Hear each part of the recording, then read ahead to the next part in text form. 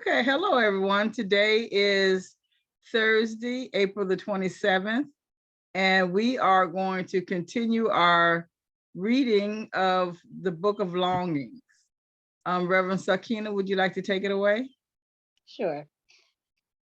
Let's become still for a few moments, letting go of all of the challenges and work that we had to do today.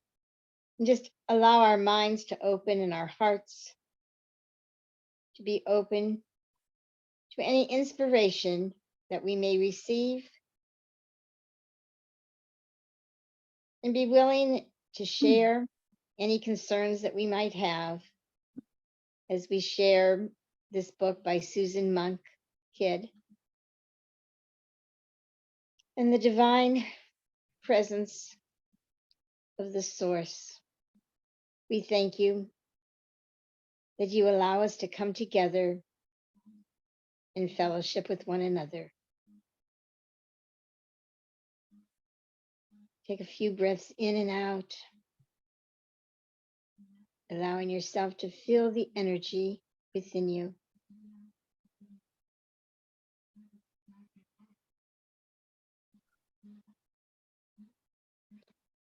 And we say, we let it be so, and so it is. And so it is. So it is. Well, we're going to begin with chapter 8. They came late in the morning. They came bearing smugness, stern faces, and a betrothal contract freshly inked. I met them with smudges of twilight beneath my eyes and acts of guile and obsequiousness. I think that's how it's pronounced. I kissed my father's hand. I embraced my mother. I begged them to pardon my defiance, pleading shock and immaturity. I cast down my eyes, willing tears, please come. But I was dry as the desert. Only Satan knows how hard I tried to squeeze them out. I pictured every grief I could think of. Yalta beaten, battered, and sent away. Nathaniel spreading my legs. A life without inks and pens. The scrolls in the chest becoming a conflagration in the courtyard. And nothing, not a drop. What a failure I should be as a professional mourner. My father lifted the contract and read it to me. I, Nathaniel ben Hania of Zipporus, betrothed Anna, daughter of Matthias ben Philip, Levius of Alexandria, on the 3rd day of Tishri, and caused us to enter an inchoate marriage according to Romanic law. I shall pay to her father 2,000 denarii and 200 talents of split dates from the first fruits of my orchard. I pledge to feed, clothe, and shelter her along with her aunt. In exchange, her guardianship shall pass into my hand on the day she is transferred to my house, where she will perform all the duties of wifehood. This contract cannot be broken except by death or by divorce, for Anna's blindness, lameness, afflictions of skin, infertility, lack of modesty, disobedience, or other repulsions or displeasures, so deemed by myself. She shall enter my house 4 months hence on the 3rd of Shabbat. He held the contract out before me so I could witness the words myself. They were followed by Nathaniel's signature in large brutish letters, as if slashed unto the parchment. Then my father's name in bold imperial slants. Last, Rabbi Shimon ben Yohai, my father's instrument, his signature so small and cramped, I could glimpse the shame of his collusion. We are waiting to hear you acknowledge your contract, Mother said, cocking her eyebrow, the crook of a warning. I lowered my eyes, clasped my hands to my breast. a small tremble of my chin. There I was, the compliant and docile daughter. I give it, I said. There, wondering if they might be inclined to change their minds about the contents of my writing chest, added, with all my heart. They did not change their minds. Shipra arrived with one of the soldiers who'd escorted us to the market. Mother went to my writing chest and threw back the lid. Her head vacillated back and forth as she took in the contents. For all the time you spent writing, I should think you would have more to show for it. I felt a twinge of trepidation on the back of my neck. You will not partake in any more of this nonsense, Mother said. You are betrothed now. We expect you to put all of this out of your mind.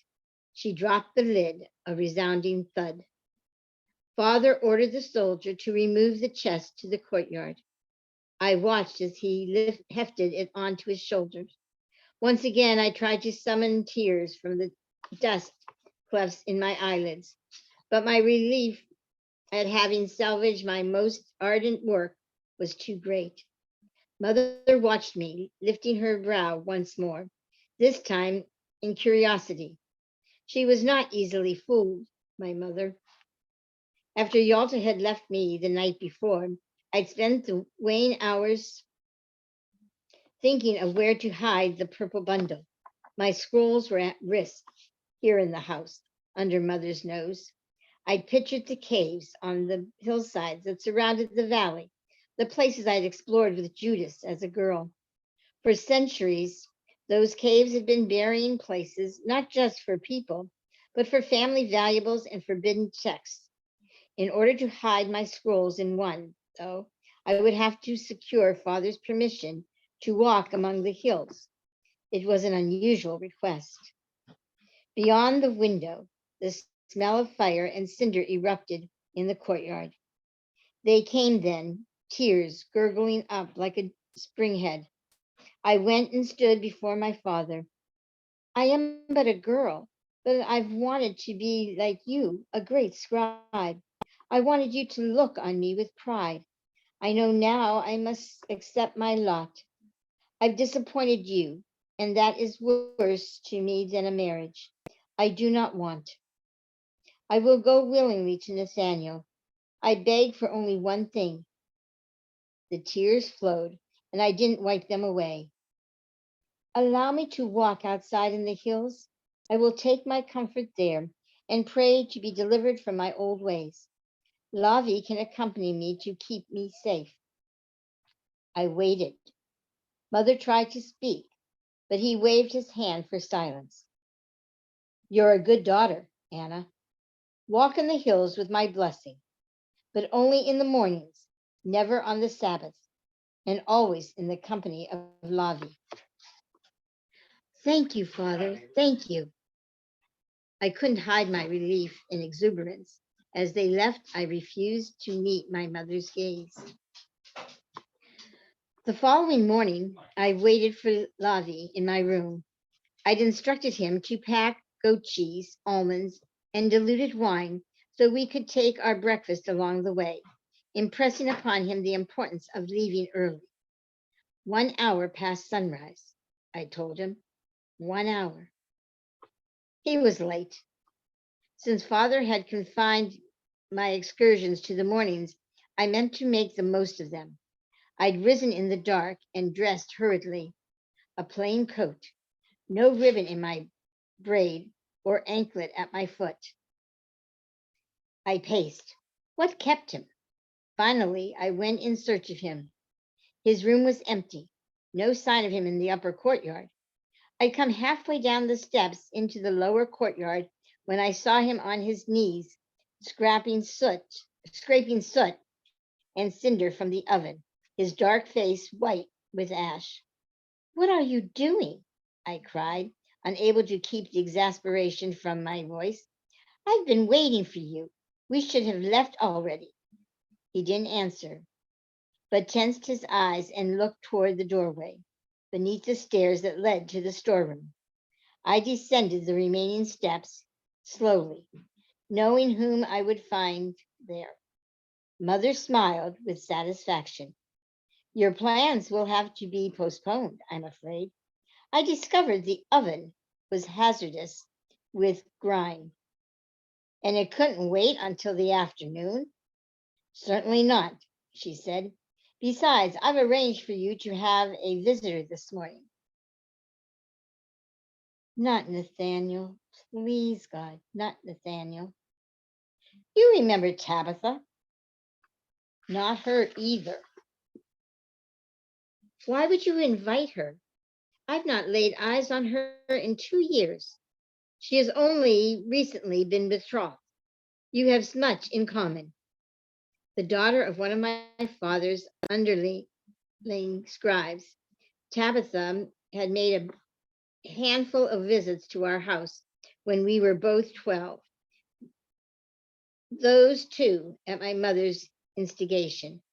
She was female and Jewish, and that and was that I'm sorry, let me repeat that sentence. She was female and Jewish, and that was the extent of our similarities. She didn't read or write or care to learn. She liked to steal into my mother's room and rummage among her powders and perfumes. She performed playful dances, pretending to be Eve, sometimes Adam, and once the serpent. She oiled and braided my hair while singing songs. Occasionally, she speculated aloud on the mysteries of the marriage bed. I found all of these things profoundly boring, except her musings on the marriage bed, which were not boring in the least. I'd understood even then that bringing Tabitha into my life was Mother's attempt to distract me from my studies and lure me from things unbefitting girls. Clearly, she did not know Tabitha had rouged her nipples with henna and profoundly displayed them for me. I glared at my mother. This time she would use Tabitha to divert me from my morning walks in the hills. While she didn't know my true motive for these excursions, her suspicion seemed aroused. Be careful, I told myself. Any comments there, or shall we continue? Well, I just wanted to talk about the contract. I think that, they had one thing for him and, and it was like 39 things for her, if her skin wasn't right, if she was, her behavior was unbecoming according to him or other things. Yeah. Oh my gosh. Yeah, no. That's how it was in those days, though. If you That think was, back, yeah, I thought that was kind of funny. yeah. But if you think back to those times, women, they really were just considered as like cattle, Mm-hmm. and anything else, anyone? Women were like chattels. They had value, um, and their value all depended on whether they could produce a son. Um, Men didn't want girls; they wanted sons to carry on the name. And unfortunately, that attitude is still rampant in our society today. Yeah. Yes, it is. Okay, do we want to go on? Yeah, go ahead. Okay. Tabitha cast her gaze about my room. When I was here last, your bed was covered with scrolls. I remember you read one of them while I wove your hair. I did. Even when I sang, you read. You are very serious. She laughed, not unkindly, and I absorbed her amusement without comment. I resisted telling her that my seriousness had only worsened. We sat on a floor mat in an awkward silence, eating the goat cheese and almonds Lavi had packed for breakfast. I glanced toward the window. The morning was seeping away. So, we are both betrothed now, she said, and chattered on about her betrothed, a man of 21 named Ephraim.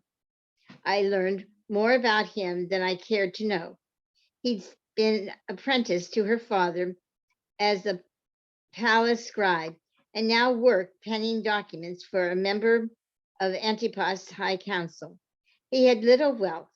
He was firm in his demeanor, which didn't sound encouraging, but overall, he was infinitely better than who father had come up with for me. I listened with one ear. I did not ask questions about her wedding date or her dowry price. Tell me of your betrothed, she said. I would rather not speak of him. I find him vile. I don't find Ephraim vile, but I do find him ugly. My wish is that he had the face and stature of the soldier who accompanies my father to and from the palace, she giggled. I sighed too heavily. She said, I think you don't like me very much. Her directness caused me to choke on a piece of almond. I coughed so fitfully. She leaned forward and pounded my back. I'm sorry, she said. I'm often accused of blurting my thoughts. My father says my mind is weak and my tongue weaker. She looked at me with stricken eyes that began to fill. I placed my hand on her arm. I'm the one who's sorry. I've been rude. I planned to walk in the hills this morning, and when you came, I felt diverted. I'd almost said disappointed. She wiped her cheeks with her sleeve, trying to smile. I'm glad you're here, I added, and it was almost true.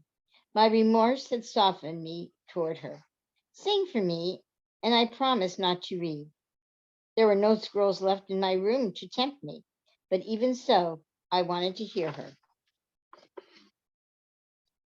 She beamed, and her sweet, high-pitched voice poured through the room as she intoned the song the women sang when they went out to meet the bridegroom before the wedding. Sing, the groom comes soon. Lift your timbrel, raise your voice, dance with the rising moon. Let all of creation rejoice.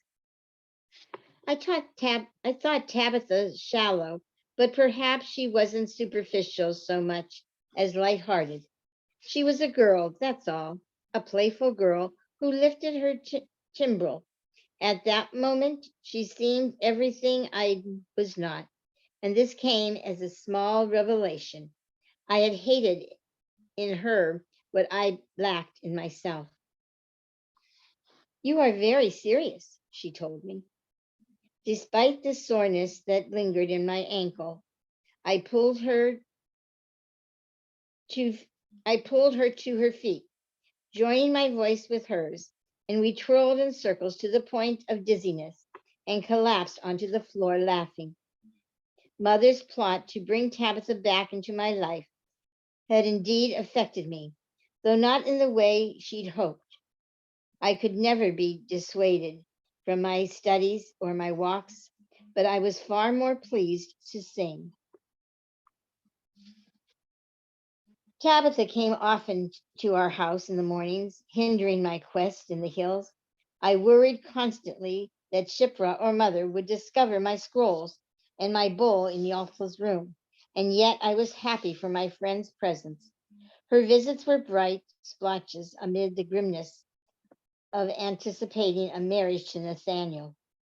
She knew untold songs, most of which she composed herself in hexameters and trimeters. There was one about a mad woman who starts laughing and can't stop, another about a peasant who bakes the worm into a loaf of bread and serves it to the tetrarch, and my favorite about a girl who escapes a harem by pretending to be a boy.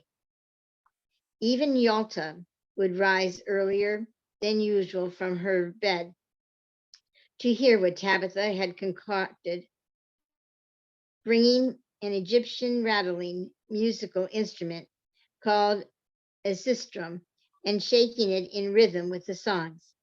Tabitha would free her straight black hair from its constraints and without a trace of shyness dance out the story as she sang.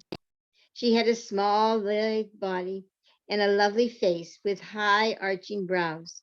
Watching her move was like gazing at mesmeric curls of smoke. One morning when Tabitha arrived, she had an amused, conspiratorial look on her. She said, "Today we shall perform a dance together." When I protested, she snorted, "You have no choice. I've written a song that requires both of us." I had never danced, not ever. "What's the song about?" I asked. "We shall be two blind girls who pretend we can see in order to keep our betrothals." I don't know if I cared for her song proposition. Could we be blind and pretend to see in order to keep our tutors? No girl would enact such an elaborate pretense for a tutor. I would. She rolled her eyes upward, but I saw she was more amused than exasperated. "Then you shall pretend that your betrothal is your tutor." There was something strangely beautiful about this, the coming together of two ways of life that I thought irreconcilable, duty and longing. We slipped into Mother's room while she was occupied in the courtyard and lifted the lid on her storage chest, the oak one carved on top with braided circles and fastened with a brass clasp. Tabitha dug out dyed scarves the color of rubies and tied them about her hips. She rummaged among the pouches for a gruel stick and drew a pair of staring eyes atop my closed lids. And when it was my turn to draw the same upon hers, I giggled so uncontrollably the stick of gruel made a streak across her temple. She said, "We will dance with our eyes closed, completely blind, but we will look as if we can see." At the bottom of the chest, Tabitha found Mother's wooden jewel box. Would we now plunder her jewelry too? I glanced back at the door while Tabitha draped the carnelian necklace about her neck and tied lapis beads about mine. She adorned us with gold and amethyst headbands and pushed gold rings on our fingers. She said, "Just because we're blind doesn't mean we can't look beautiful." Coming upon a vial of perfume, she opened it, and the sharp smell of 1,000 lilies cut the air. Spikenard, the costliest of all the scents. "Not that one," I said. "It's too expensive." "Surely we poor blind girls deserve spikenard." She blinked, and the eyes I'd painted on her lids flashed me an imploring look. I gave in easily, and she placed a drop of the oil on my finger and touched it to my forehead, as mothers did when anointing and naming their babies. "I anoint you Anna, friend of Tabitha," she said, and let out a quiet laugh, making it hard to know whether she was being serious or playful. But then she held my eyes and repeated the words, "friend of Tabitha," and I realized she was being both. "Now me," she said. I dipped my finger into the vial and touched her forehead. "I anoint you Tabitha, friend of Anna." And this time she didn't laugh. We repacked the chest as we found it and hurried from the room, exhilarated and reeking, leaving behind a great deal of olfactory evidence of our plundering. Yalta waited for us in my room. She shook the sistrum, setting loose a shimmering sound. Tabitha began to sing, and with a nod at me to follow her lead, sank her eyelids closed and danced. I closed my eyes too, but stood there, motionless and inhibited. You are very serious, I told myself, and then let my arms and legs do as they pleased. I swayed. I was a willow reed, a floating cloud, a raven. I was a blind girl pretending to see. Once I careened into Tabitha, and she found my hand and didn't let go. I didn't think once of Nathaniel. I thought of the young man in the market who'd lifted me to my feet. I thought of scrolls and ink. In the darkness behind my eyes, I was free.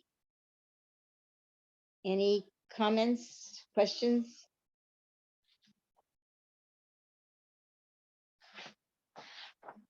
Well, I'm glad that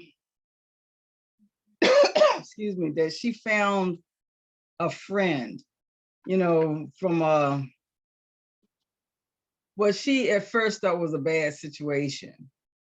Uh-huh. And I think that maybe Tabitha is going to be a big influence in her life. Well, I guess we'll wait and see. Yeah. Spikenard oil is very expensive, but it does have a beautiful, enticing smell. But it is very expensive, and it is used in a lot of ceremonies. Do you have any comment, Harriet? No, I just find it interesting that that Tabitha is, how do I want to put it? It- Anna is beginning to see that Tabitha is someone that she can feel happy with or comfortable with, shall we say, at this point. Yeah. Okay. On the days Tabitha didn't visit, Lavi and I departed the house early and ventured across Shapura to the southern gate of the city, where I would pause to take in the valley, making a ceremony of it, gazing down on clouds and birds, then up at the sharp blue edges, and the wind would blow wild around me. Then I would descend onto the fourth footpath that led across the hills, determined to find a cave to hide my scrolls and incantation bowl. Time pressed on me. Thus far, Mother had failed to search my aunt's room. Perhaps it hadn't yet occurred to her that the two of us were in collusion, but it might, and soon. Each day upon waking, I tore from my room, frantic to find Yalta and inquire of if the bundle was safe. I asked myself why the prospect of losing 13 scrolls, 2 vials of ink, 2 reed pens, 3 clean sheets of papyrus, and a bowl set off such desperation in me. Only now do I see the immensity I had assigned to these objects. They not only represented those fragile stories I wanted to preserve, they also held the full weight of my craving to express myself, to lift out of my small self, out of the enclosure of my life, and find what lay beyond. I wanted for so much. The urgency of finding a cave possessed me. Lavi threw himself into the mission too, though he fretted when I veered from the path. The isolated thickets were populated with badgers, boars, wild goats, hyenas, and jackals. Each time we went out, I wandered further and further away afield. We came upon men laboring in a limestone quarry, women washing garments in a stream, shepherd boys pretending their crooks were, were swords, Nazarene girls gathering the late olive harvest. Now and then we passed a pious man praying in a nook of rock or beneath an acacia tree. We found dozens of caves, but none were well suited. They were too accessible or showed signs of habitation or had been claimed as a tomb and were sealed with a stone. We walked the hills to no avail. It was rare that father, mother, Yalta, and I shared a meal together, other than on the Sabbath, So when mother insisted we all sit down together, I knew there must be news. Father, however, had taken up the better part of our supper with a tirade about bowls made of gold that were missing from the palace. But why should you be concerned with it? Mother asked. They're the bowls used to serve scribes and subordinates in the library. First, one went missing, then two, now four. Antipas is angered. He has charged me to find the thief. I cannot see what I'm to do about it. I'm not a palace guard. This could hardly be the reason for our family convocation.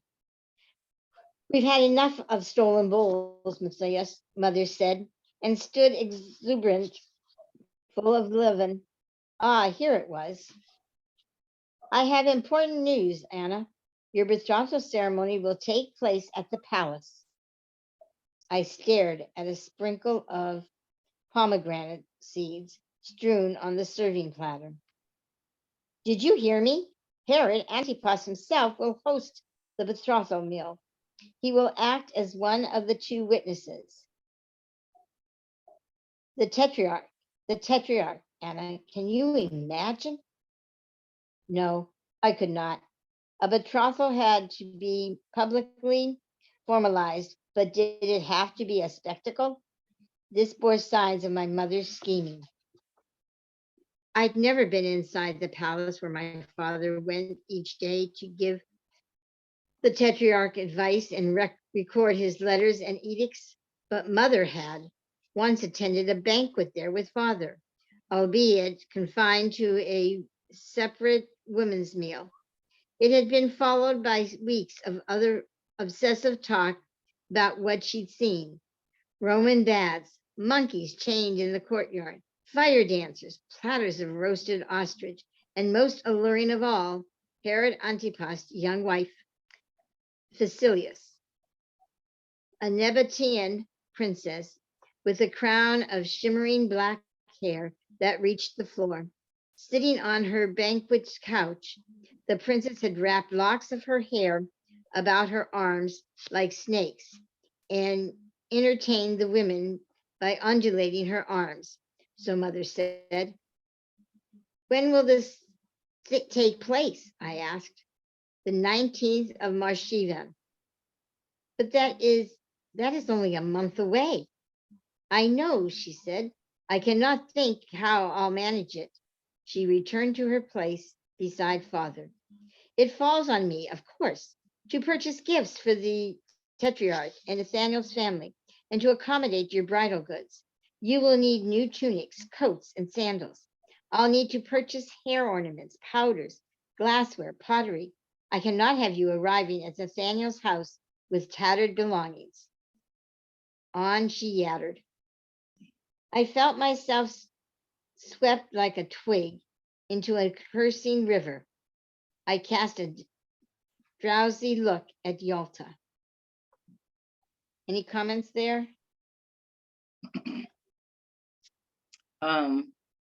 One of the things that when, and although she's still a girl, she's what, 15, right?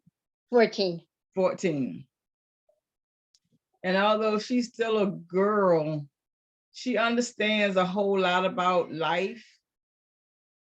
Hold on a second. Huh? Okay, I'll see you later. I'll call you. Okay. I'm sorry. Oh, that's okay. Yeah, I think she understands a lot about, her world. She seems to be, rather savvy. Mm-hmm. She has a lot of knowledge that I don't know if it's so much knowledge, but intuition about what the world is outside of her real understanding. So she seems, wiser than her age. Yeah.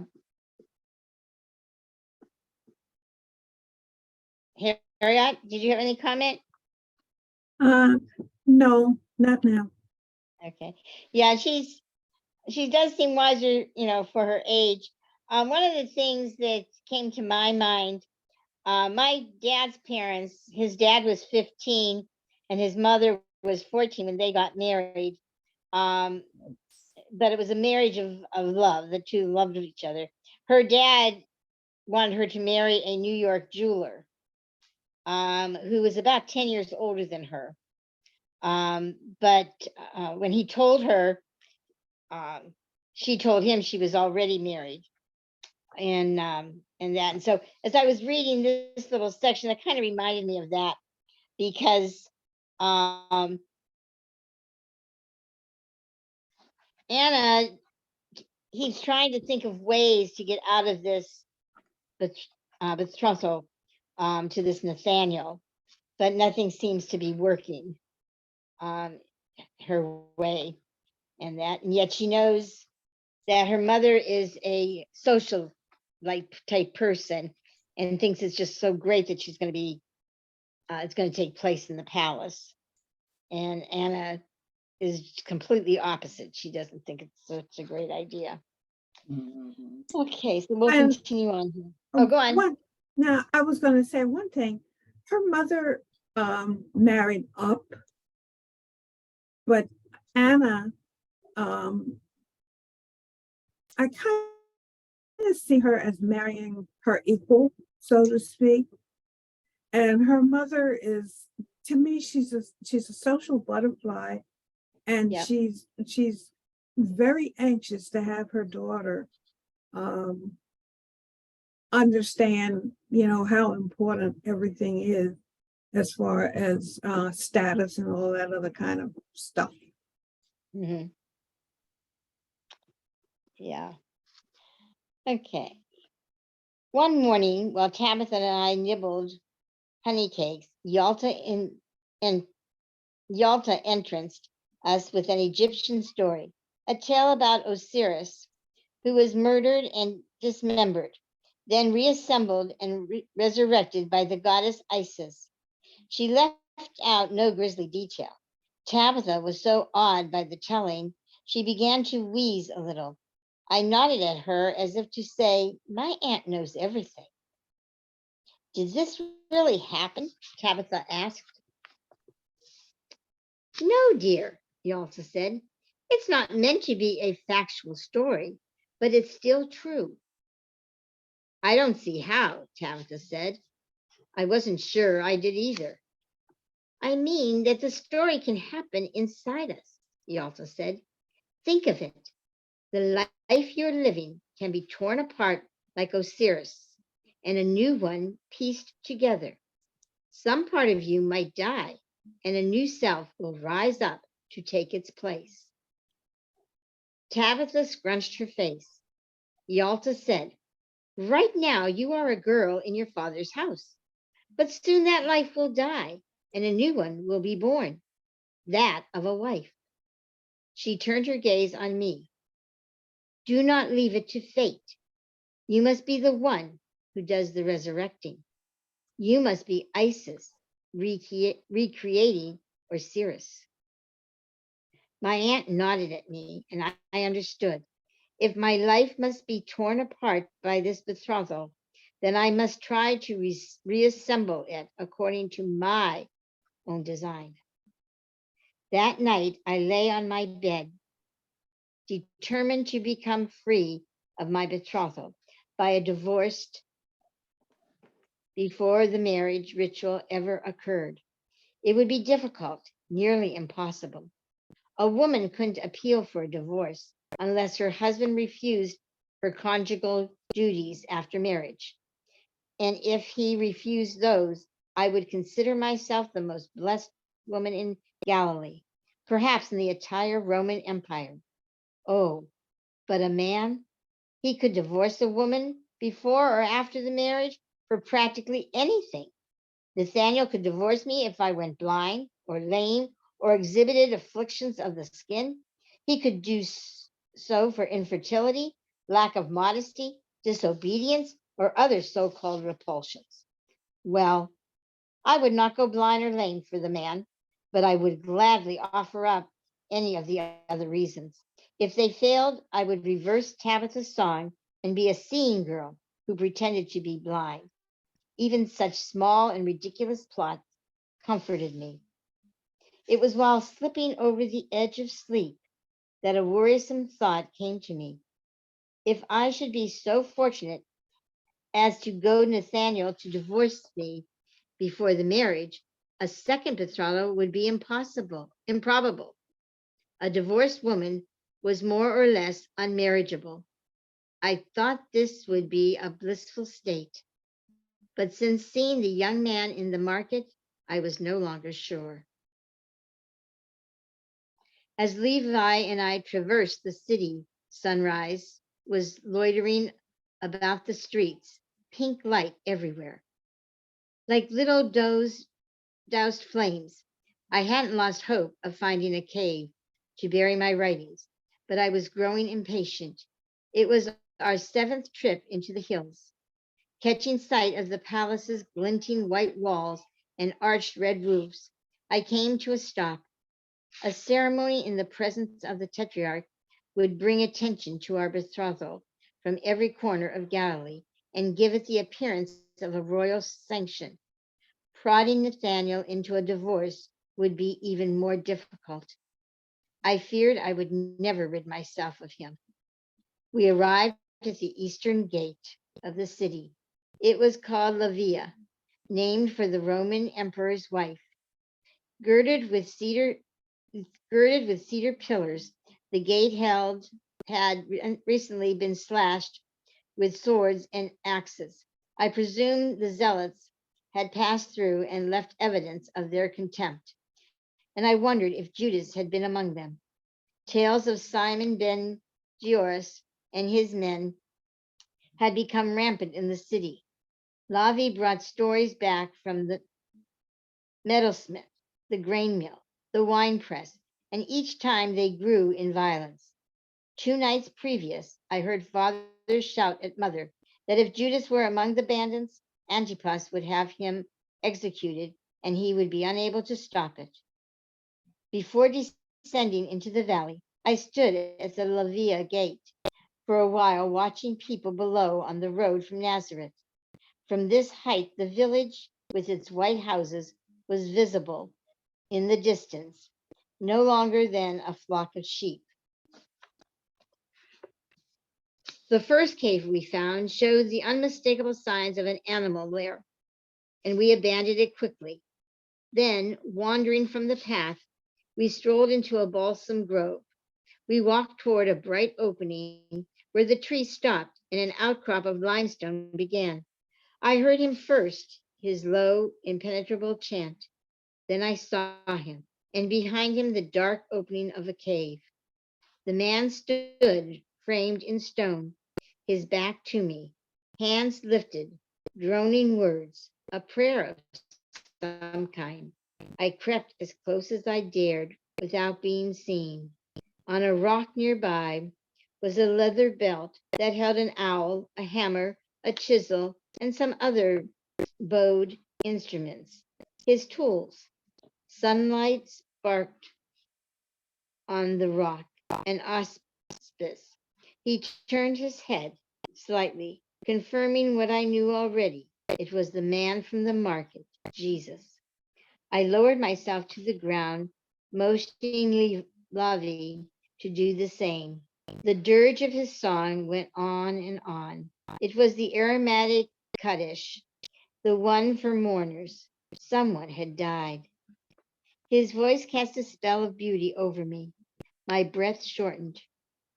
Heat rose along my face and neck, a ripple in my thighs. I wanted to go to him. I wanted to tell him my name and thank him for coming to my aid in the market. I wished to inquire about the injury to his head and if he'd avoided the soldier who pursued him. What had he meant to say to me before he was assaulted? Was the woman who used his fingers as sorting pegs his sister? Who had died? I had so many questions, but I dared not disturb his grief or his prayers. Even if he'd been engaged in nothing more than collecting plants for his sister's or wife's dyes, it would have been an indecency to approach him. I glanced past him to the cave. Had God not brought me here? From behind my shoulder, Lavi whispered, "We must leave now." I'd forgotten his presence. I collected my thoughts. This man, Jesus, is a stonemason who walks to Sepphoris from Nazareth. He's devout, coming here to pray before his labors. I looked skyward for the sun, noting the time, then slipped back into the trees, parting the blue shadows. Any comments on those two sections? Why is Jesus a stone maker? A stone, what did it call a stone? Mason. A stone maker. Well, earlier, if I'm not mistaken, earlier, one of the earlier chapters said that he came looking for work. Oh, in that town. Right, in that town, and he would look for work of various kinds. Oh, okay. Okay, anything else? Okay, we'll continue. I found Yalta in her room. She was my ally, my place of mooring. But when I attempted to tell her about Jesus and the longing I'd felt to speak to him, I was seized by an inescapable difference. How could I explain even to her the pull I felt toward a complete stranger? Sensing my reserve, she said, "What is it, child?" "I found a cave in which to hide my bowl and my writings." "I'm relieved to hear it. It's none too soon. Earlier today, I found Zipporah rummaging among my things."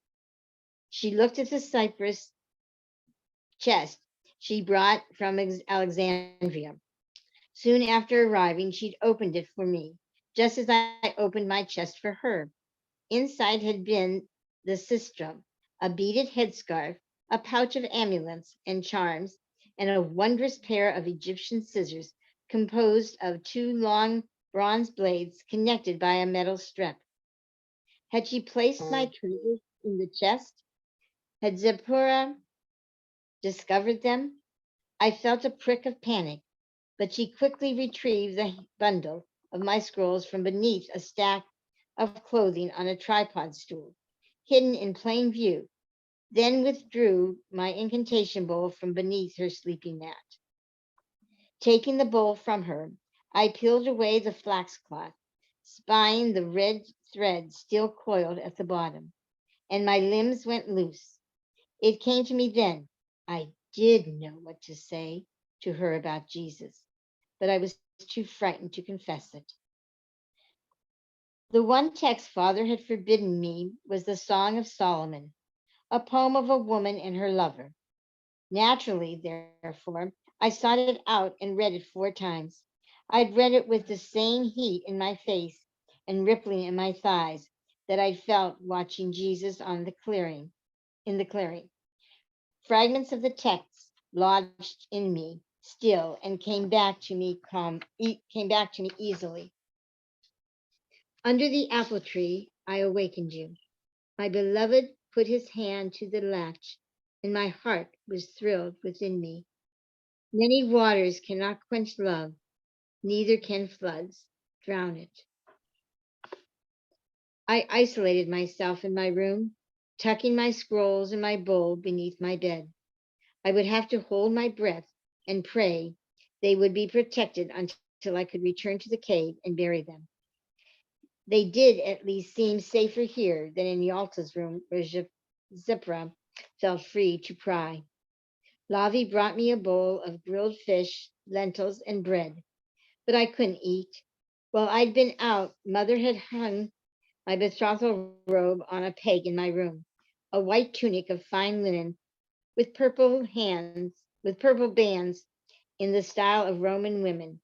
Judas would have been enraged to see me in such traitorous garb. And what of Nathaniel? Did my dress mean that he, like Antipas, was a Roman sympathizer? The thought of him precipitated a seizure of despair. Under the apple tree, I awakened you. Remembering that, I tucked 3 sheets of clean papyrus into the goatskin pouch. I pulled the bundle from beneath the bed and removed a vial of ink, a pen, and one of the empty papyri. Having no lock on my door, I sat with my back braced against it to bar anyone entering, and spread the sheet before me on the tiles. My writing board was ash now. I didn't know what I would write. Words engulfed me, torrents and floodwaters. I couldn't contain them, nor could I release them. But it wasn't words that surged through me. It was longing. It was love of him. I dipped my pen. When you love, you remember everything.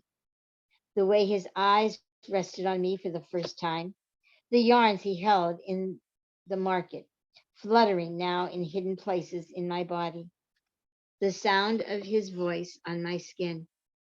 I thought of him like a diving bird in my belly.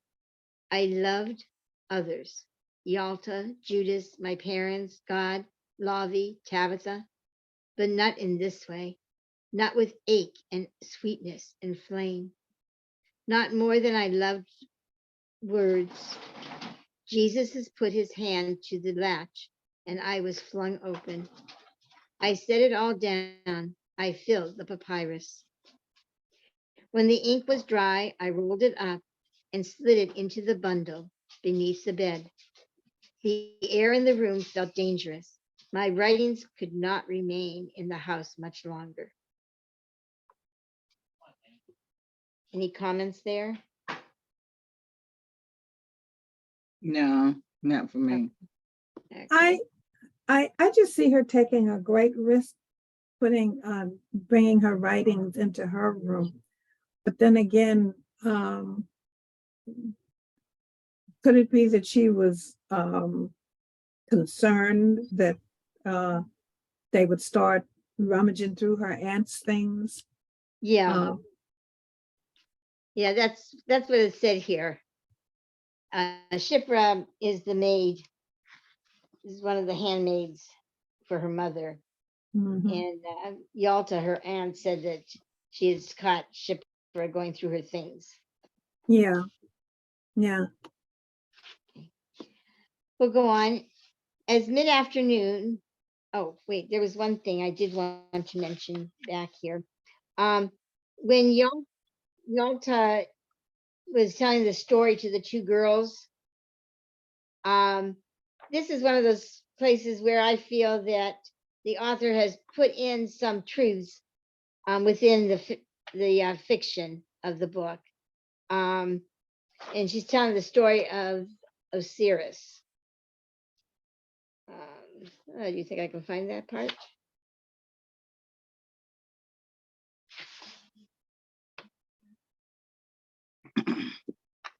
Okay. Well, anyway, okay, and she tells of the story is something that happens inside of us. To think of it, the life you are living now can be torn apart like Osiris's, and a new one pieced together. Some part of you might die and a new self will rise up. And that takes place within us. And that's what the aunt is trying to tell the girls. And so that's a truth that we each, as we become more and more aware of what's inside of us, how we can change. And that. Mhm. Okay, we're going to go on.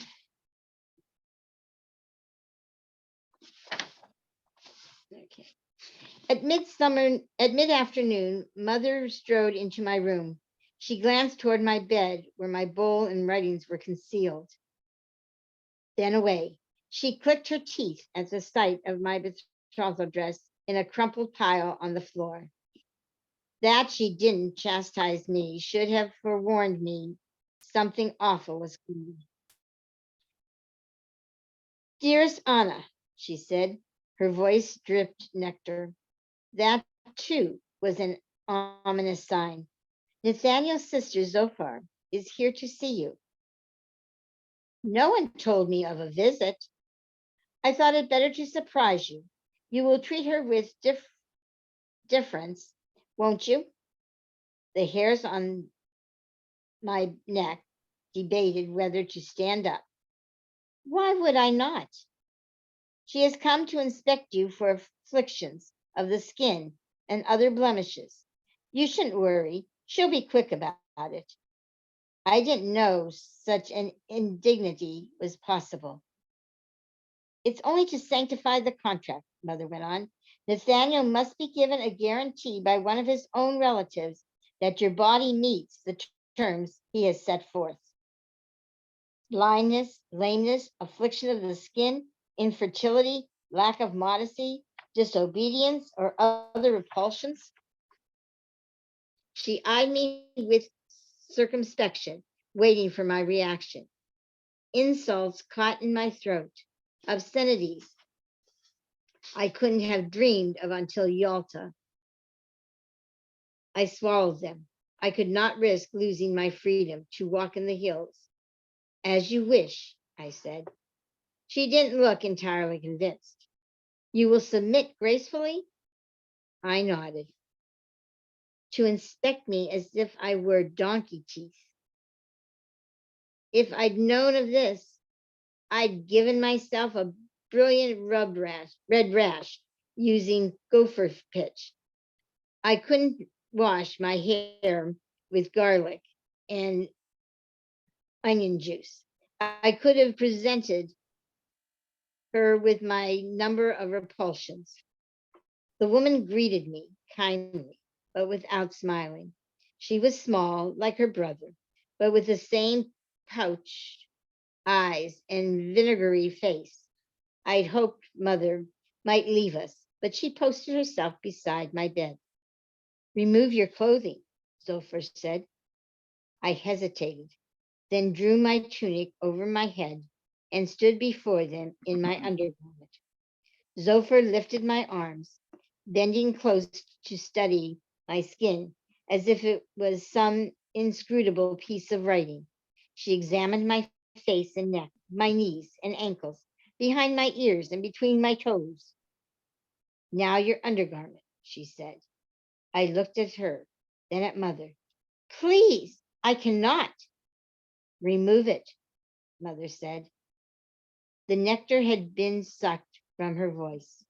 I stood naked before them, sick with humiliation, while Zophar walked a circle around me, scrutinizing my backside, my breast, the patch between my legs. Mother looked around. She at least did me that small courtesy.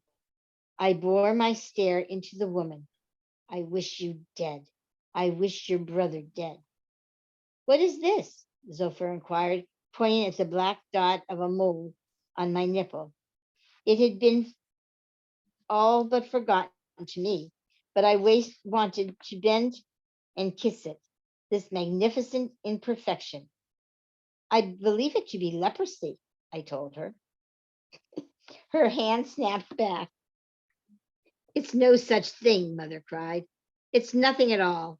She looked at me. A dagger flew out of her eyes. I hurried to ameliorate her. Forgive me. I was trying to soothe my unease over my nakedness. That's all. Dress yourself, Zophar said. I will report to my brother that your body is acceptable. Mother's sigh was like a squall of wind. Any comments there? No, I just think that it's for some odd reason, women, we don't necessarily talk about things that are truthful. Like, she didn't tell her daughter what was expected of her. She just told her to be good. They Yeah. didn't give her any kind of heads up. And I think sometimes when we are too focused on, I guess, the system, to to be a part of something positive. So I think that like I think women, a lot of women now, they're just starting to have conversations about menopause and things that have to do with our bodies. We don't necessarily share that type of information, and it always seems shameful.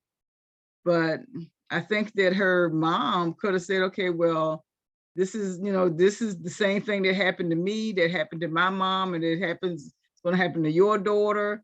If she would have just given her a heads up as to what to expect, and then it wouldn't seem so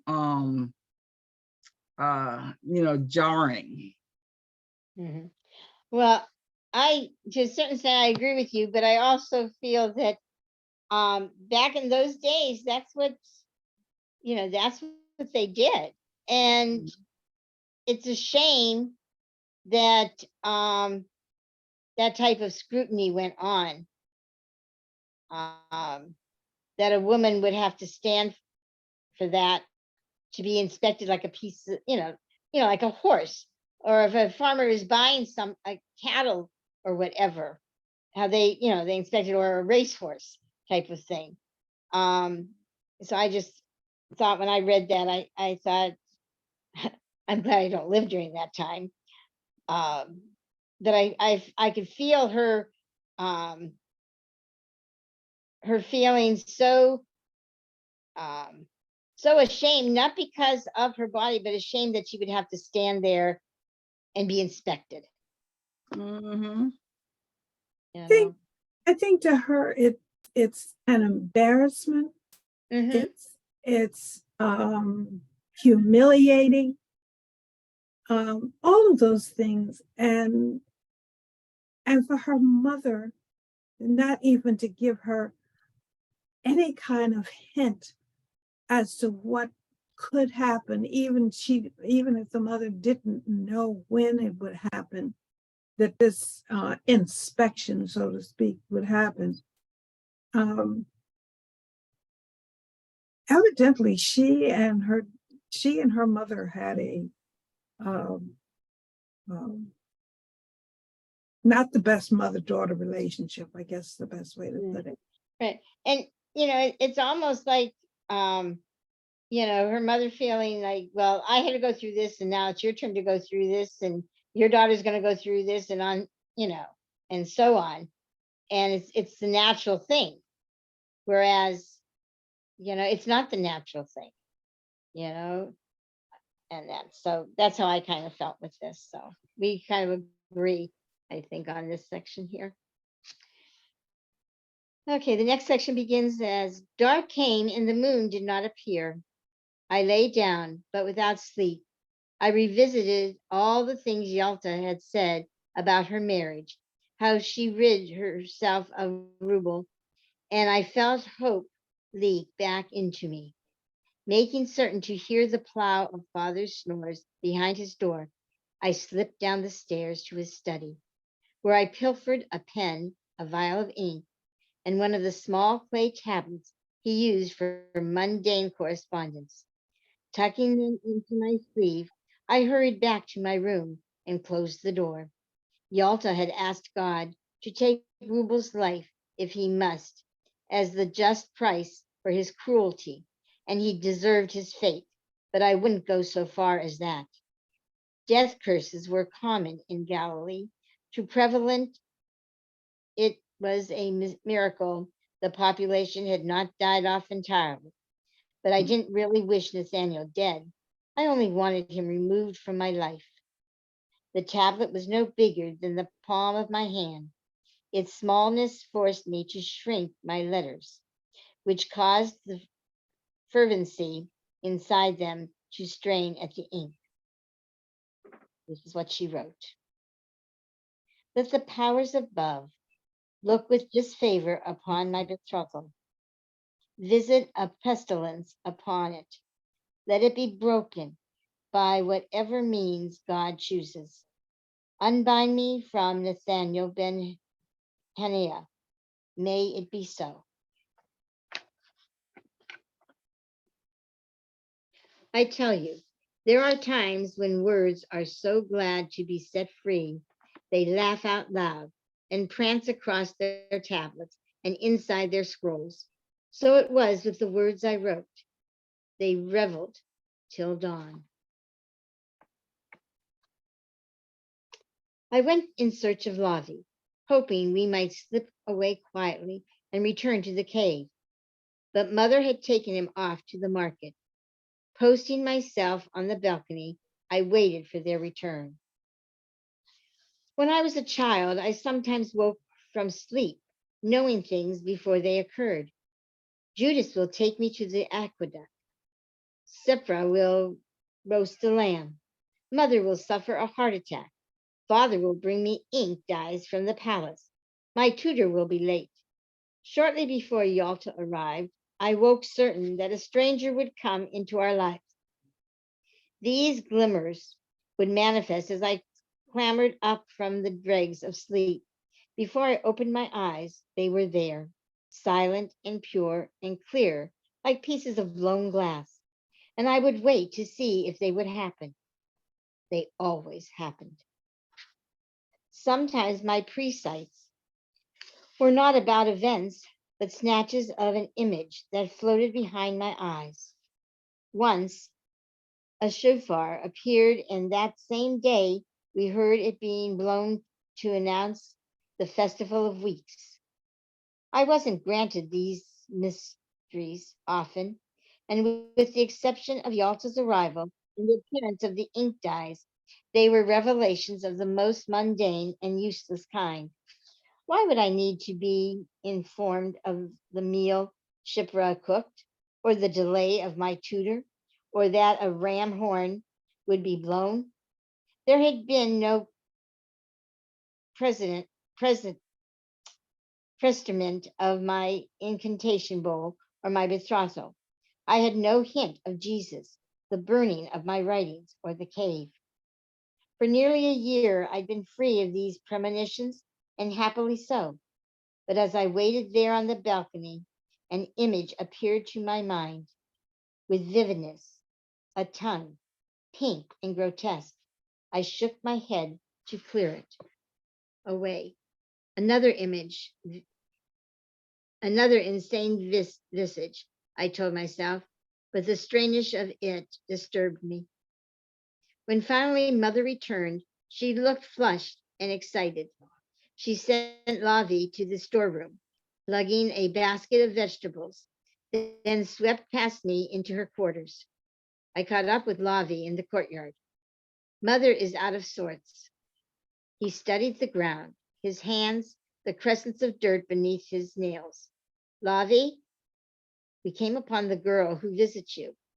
Tabitha, what about her? Please do not make me speak of it. Not to you, please. He took several steps backward, gouging my response, then fled.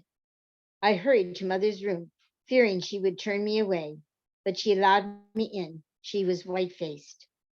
Lavi said you saw Tabitha. Has something happened? She strode to her storage chest, the one into which Tabitha and I had pried, and for one irrational moment, I wondered if mother had simply discovered our interloping. She said, I can't see how to avoid telling you.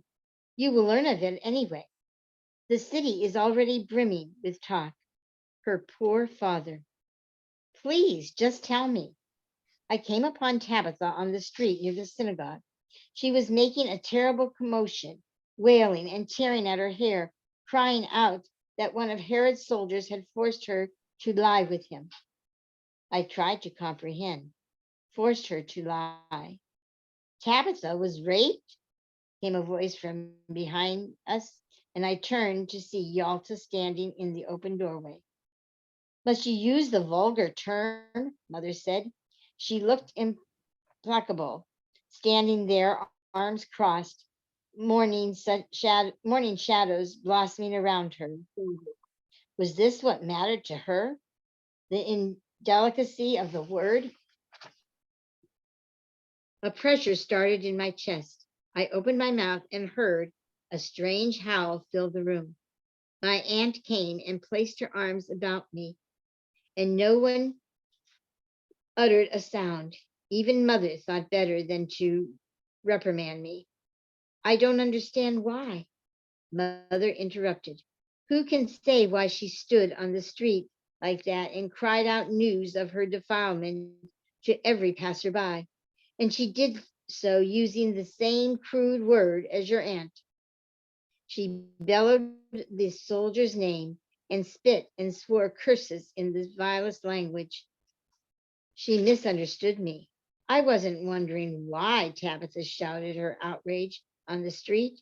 I was glad she accused her rapist. What I didn't understand was why such horrors happened at all. Why did men inflict these atrocities? I wiped my face with my sleeve. Through my shock, I pictured Tabitha on the first day of her renewed visits when I'd been rude to her. My father says my mind is weak and my tongue weaker. She told me then. It seemed now her tongue was not weak, but the fiercest part of her. Mother, however, was not done rebuking her. It wasn't enough that she made a show of cursing the soldier. She cursed her father for trying to seal her lips. She cursed those who passed by and closed their ears to her. She was distraught, and I'm sorry for her, but she shamed herself. She brought dishonor to her father and to her betrothal, who will surely divorce her now. The air cracked around Yalta's head. You are blind and stupid, Hadar. Mother, unused to being spoken to in that manner, narrowed her eyes and jutted out her chin.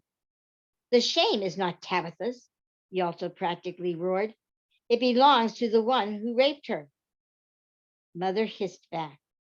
A man is what he is. His lust can be greater than himself.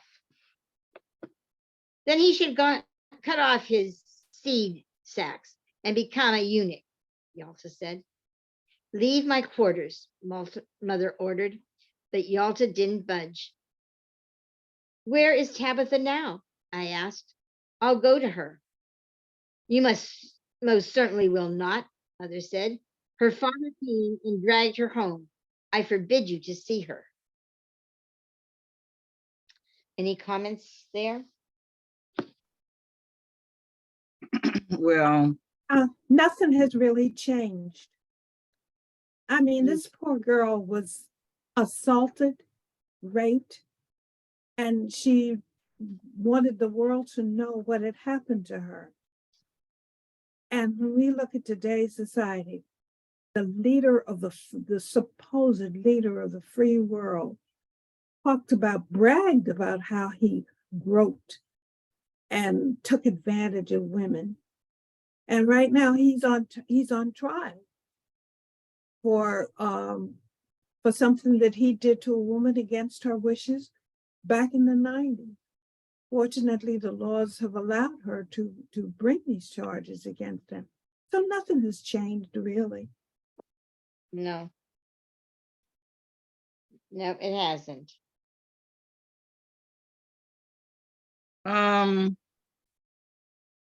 So the soldier, he was he one of the ones that were part of their guard? Because isn't her family kind of rich?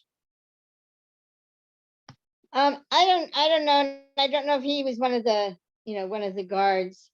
But he was a soldier, and he was not reprimanded from Yeah, and that from what I and read or remember. yeah, and that's the part that I was wondering about, because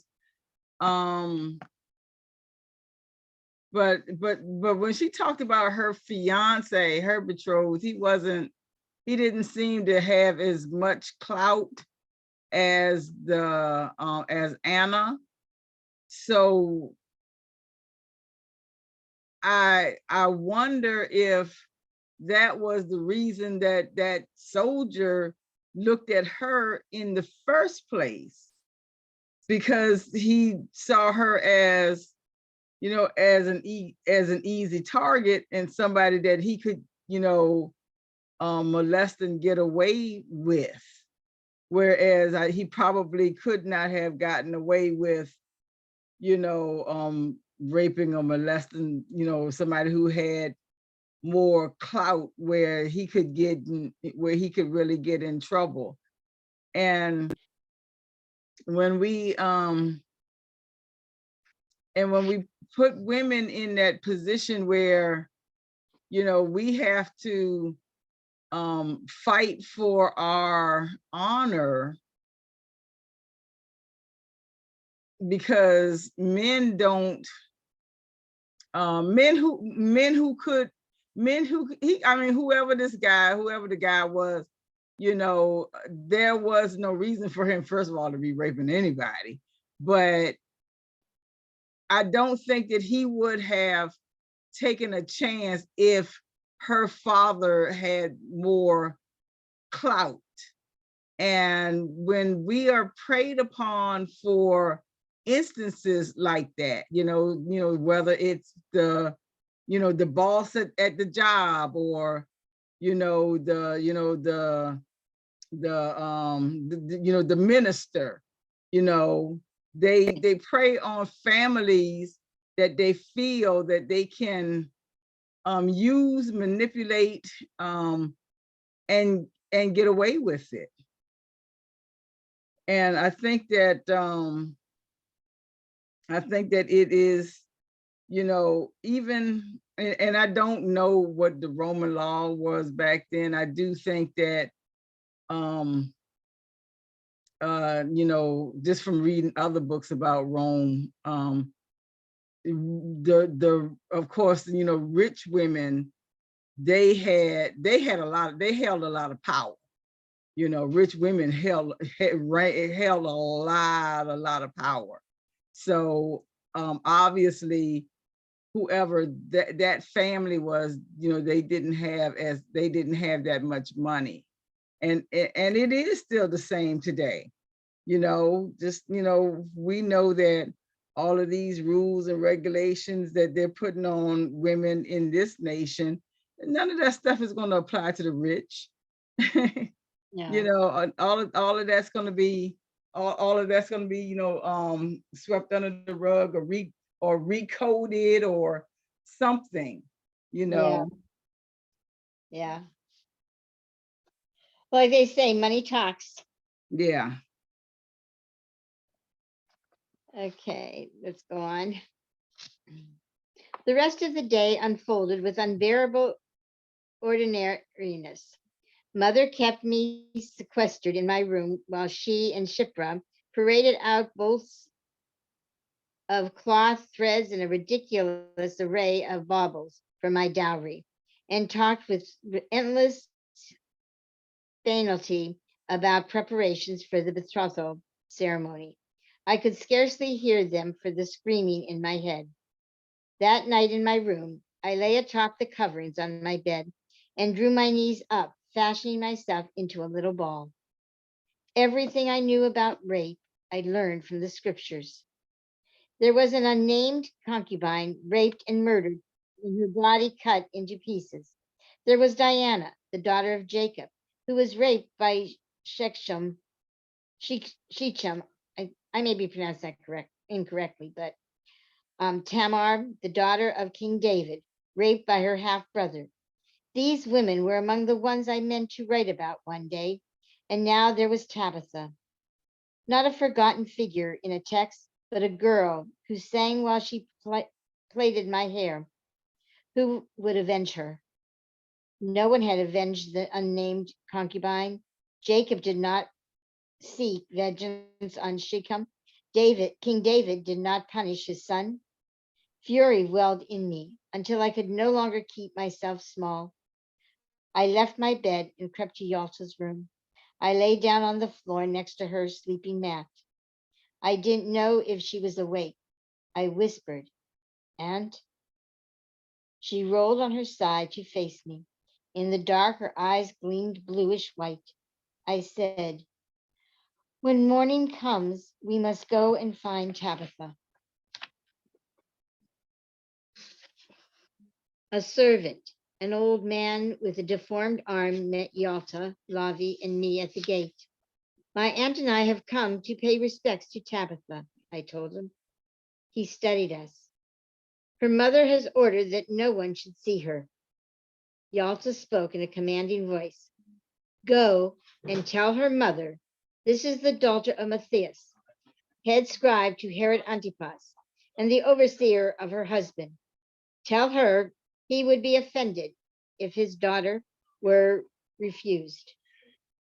The servant shuffled back to the house and returned minutes later to open the gate. "Only the girl," he said. Yalta nodded at me. "Lavi and I will wait for you here."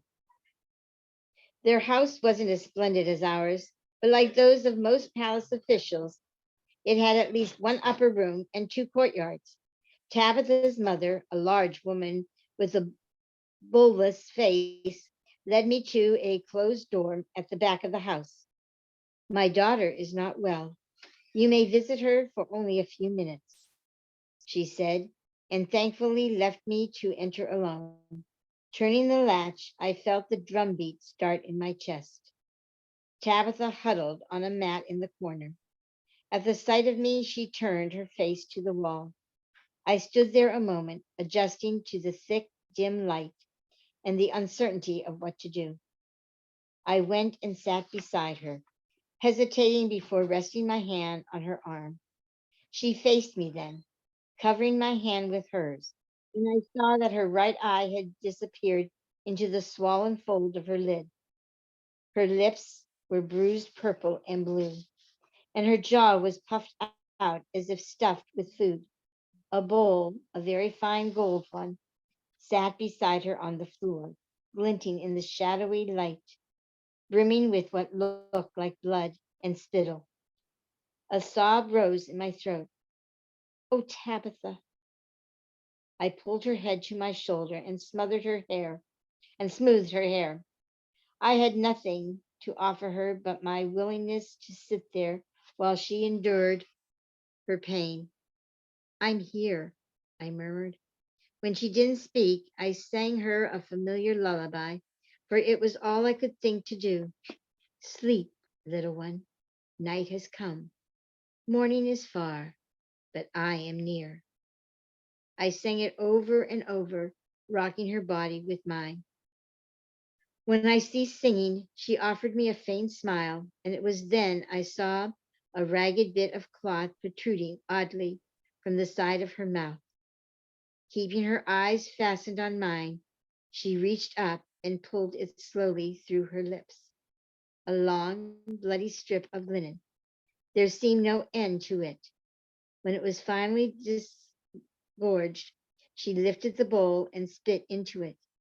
I felt a wave of revulsion, but I didn't flinch. "What has happened to your mouth?" She opened it so I could see inside. Her tongue, what was left of it, was a morass of raw, mutilated flesh. It wreathed helpless in her mouth as she tried to form words, utterances that flailed about and made no sense. I stared at her, uncomprehending, before the truth hit me.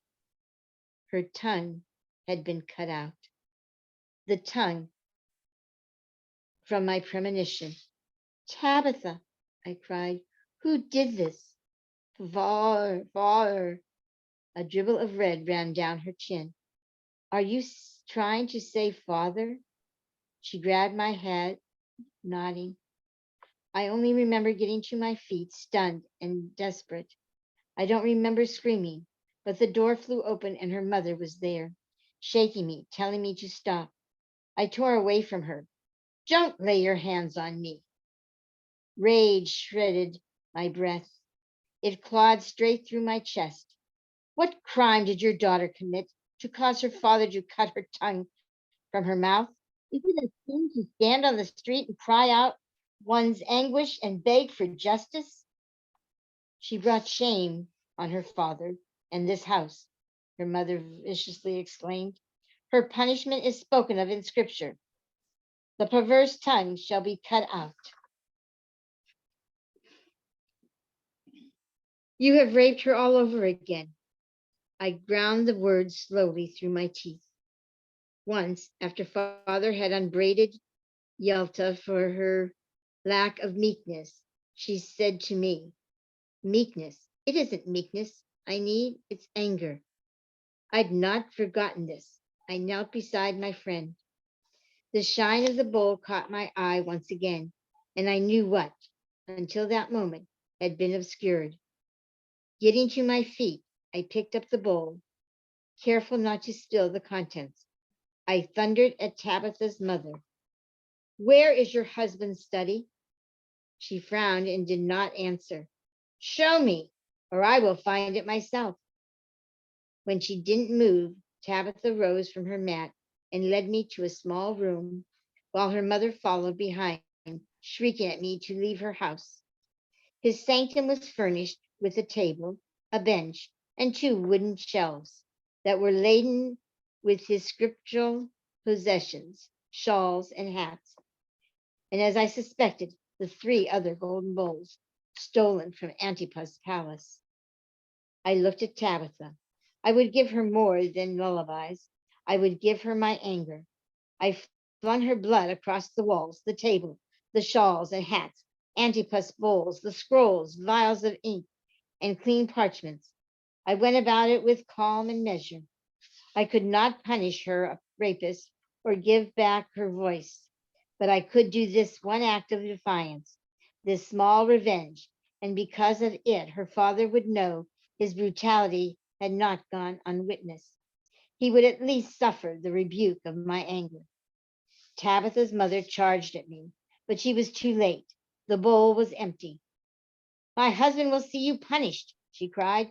Do you think he won't go to your father? Tell him my father has been charged with finding the one who stole Herod Antipas' bowls. I would be pleased to inform father of the thief's identity. Her face slackened, and the fight left her. She understood my threat. My father, I knew, would hear nothing of this. Because Tabitha had tried so hard to reveal what happened to her and been silenced for it, I removed the last two sheets of papyrus from the goatskin pouch beneath my bed and inscribed the story of her rape and the meaning of her tongue. Once again, I sat with my back against the door, knowing if mother were to come seeking me, I would not prevent her from entering. I, I'm sorry. If mother came seeking me, I could prevent her from entering the lawn for long. She would push her way in and find me writing, ransack my room and find my hidden scrolls. I pictured her reading them, the words of love and want that I'd written about Jesus, the blood I'd splashed on the walls in Tabitha's house. I risked everything, but I couldn't stop myself from writing her story. I filled both papyri. Grief and anger streamed from my fingers. The anger made me brave, and the grief made me sure. Any comments? Um, well, it's just really sad that people care more, have cared more about their appearance than than the love of their families. What it looks like in the community, how what other people might think, as opposed to him just simply loving his daughter for that horrible thing that happened to her that day. you know Yeah. And also taking literally the scriptures and cutting out her tongue. Mhm. And, you know, that was not uncommon in those days for parents to do that to their children, especially to their daughters, not necessarily to their sons, but to their daughters, you know, cutting their hands or maiming them in some way, because of something that they did or didn't do. And yet the father was guilty of stealing those bowls. Mm-hmm. Mhm. Yeah, he was the thief. Yeah. So, well, it's getting to be 8:30. So do we want to do a round table or whatever? Yeah. Thank you for reminding me. Yeah, let's do a round table really quickly. Um, so what did we get from today's lesson, and how can we apply it to our lives? Well, I'll go first. First of all, we're looking at a time period that's perhaps 2000, give or take a few years in the past. And the same thing is going on in certain parts of the world today, where girls are being forced into loveless marriages, where they're being forced to submit to somebody that they care nothing at all about. And if they,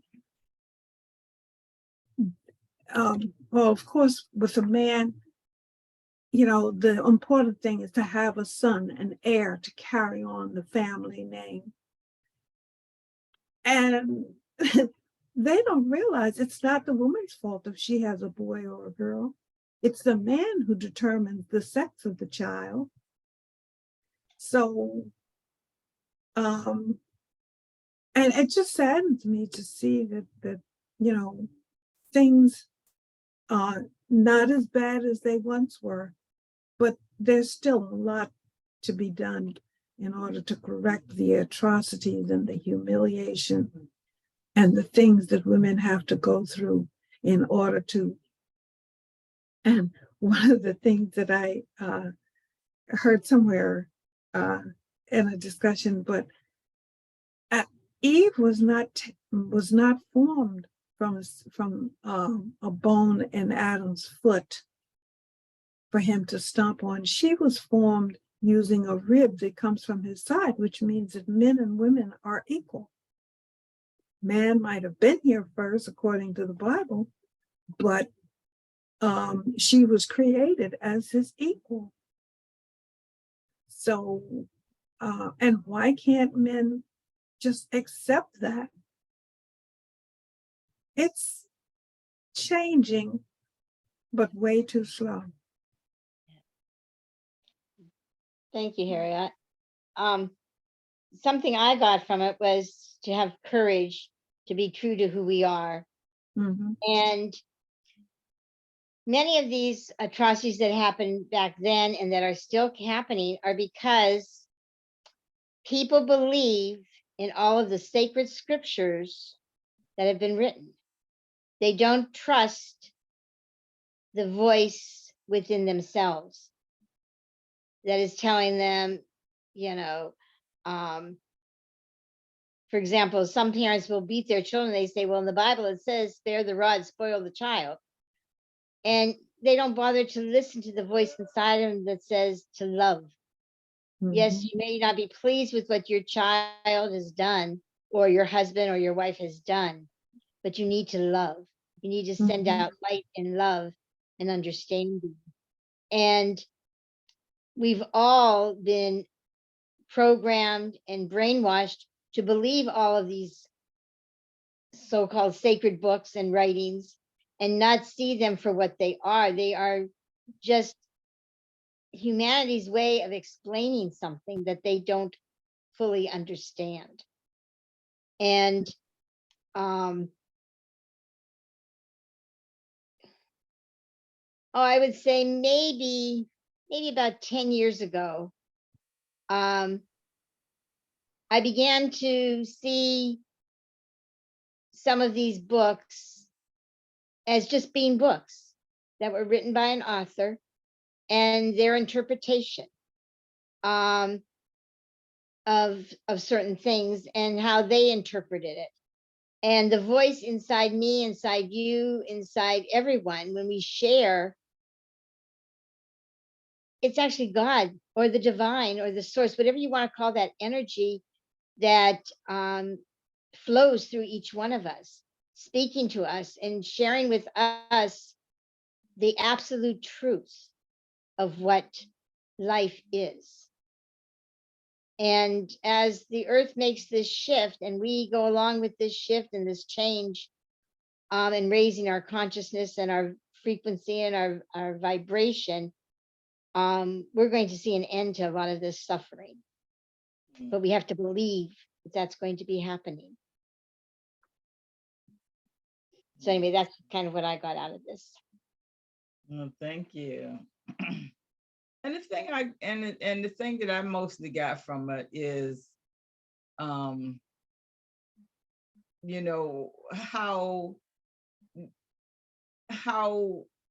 detrimental it is when we have to follow along, we have to conform to what society says.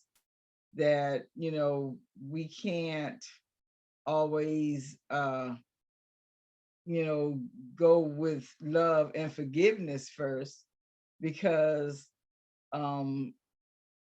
we might look weak to our neighbor or to somebody else who is in some type of you know, what you call it, you know, position, you know, in, you know, that where we can get, you know, told on or downgraded, or you know, they have so much fear of excommunication that, you know, they will cut out their daughter's tongue, you know, although he knows he's a thief.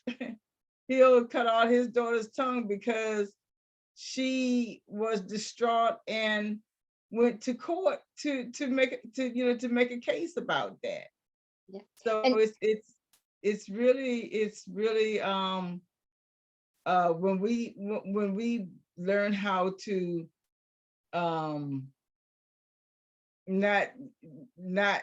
not to necessarily conform to society, but to give ourselves over to love and forgiveness in all situations and circumstances, I think that, you know, we'll be happier as, you know, in as humans. and Penelope, you touched upon it, and it's the fear, and that's what we have to overcome. We have to be courageous enough to recognize that fear is not going to get us through anything, and it's the love and it's the light. And when we stand up, you know, when we see something happening that's wrong, and we stand up for it, and you know, acknowledge that I don't have to conform to society. You know, I don't have to do what society says.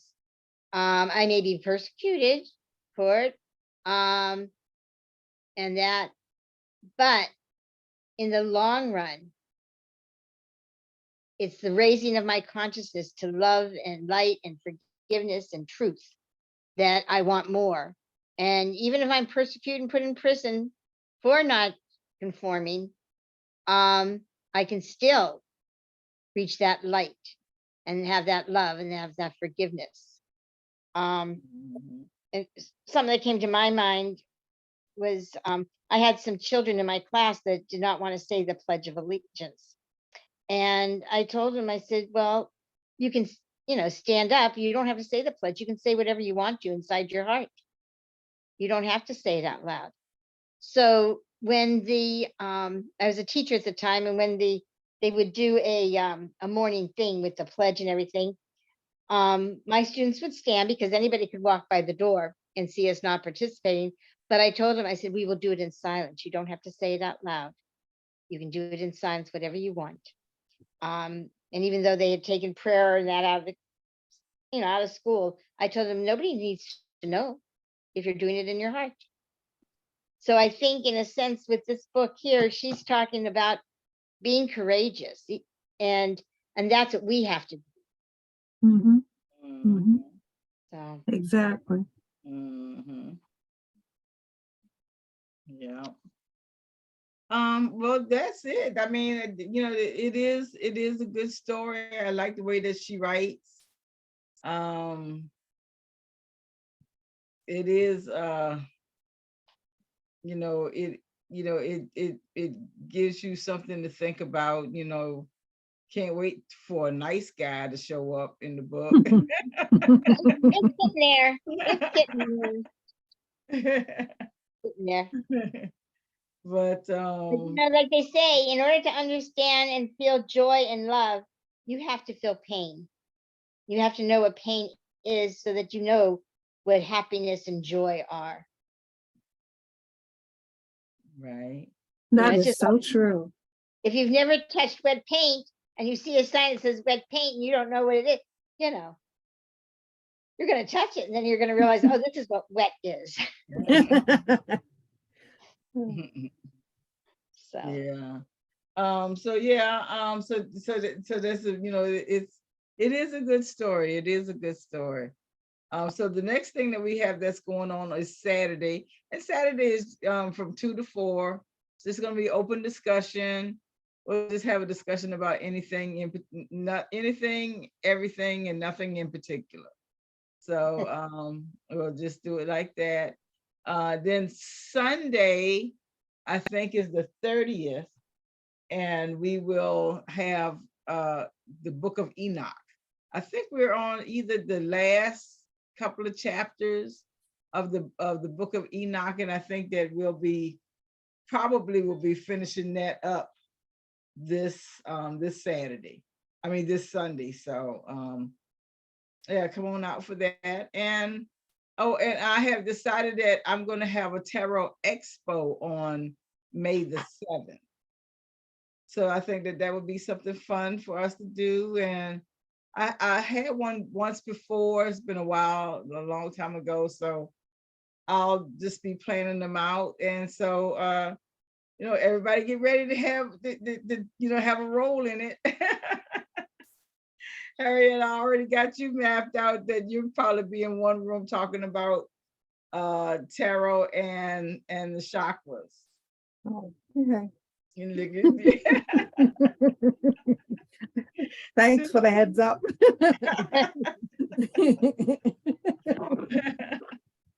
Just to let you know. So if you all know in Sakina, you're more than welcome. If you want to come out, please do.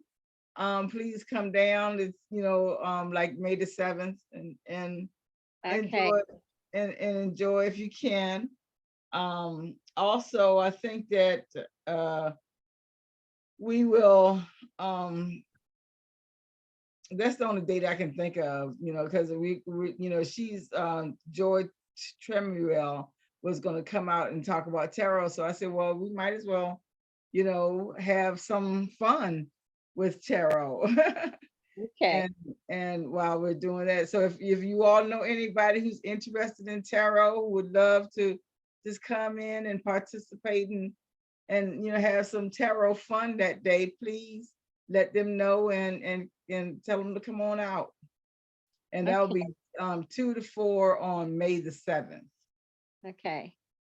I And may bring my deck with me. I'm sorry. I said I may bring my deck with me because I have a couple of decks.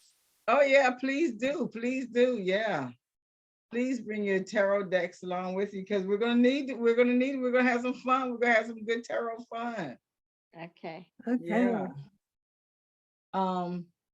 So that's it for this evening. Would anyone like to close us out in prayer? Before that, just remember to subscribe, like, and comment on our YouTube page. And today's session will be up and running before too long. Mm-hmm. And we are on YouTube. Just look for Inner Haven. with the green circle and the white letter I in the middle.